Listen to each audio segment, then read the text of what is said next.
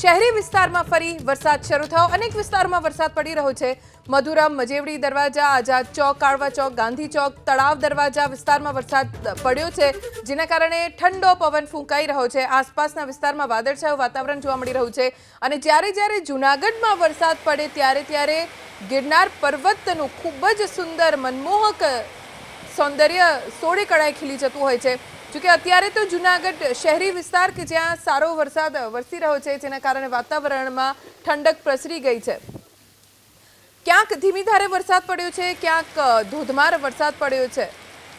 અલગ અલગ વિસ્તારોમાં વરસાદ પડ્યો છે। જૂનાગઢ શહેર, જૂનાગઢની નજીક આવેલ કેશોદના ઈશરા ગામમાં, માળિયાહાટીના બુધેચા ગામમાં અને માળિયાહાટીના જ ખેરા ગામમાં વરસાદ વરસ્યો, જેના કારણે ખેડૂતો સૌથી વધારે ખુશ છે, કેમ કે વાવણી તો ખેડૂતોએ કરી દીધી। વાવણી લાયક વરસાદ વરસ્યો, જેના કારણે વાવણી ખેડૂતોની થઈ ગઈ છે અને વાવણી પછી પણ વરસાદ છે એ અવિરત પડી રહ્યો છે, ખૂબ જ સારો અને ખેતીને ફાયદાકારક પડી રહ્યો છે, જેના કારણે આ તમામ ગ્રામ્ય વિસ્તારોમાં ખેડૂતો ખુશ છે। તો સાથે શહેરી વિસ્તારમાં બફારો વરસાદ પડ્યા પછી વધી જાય છે અને વરસાદના વિરામ બાદ ફરી એક વખત જૂનાગઢ શહેરમાં શહેરી વિસ્તાર છે ત્યાં વરસાદ પડ્યો છે, જેના કારણે વાતાવરણમાં તાપમાનનો પારો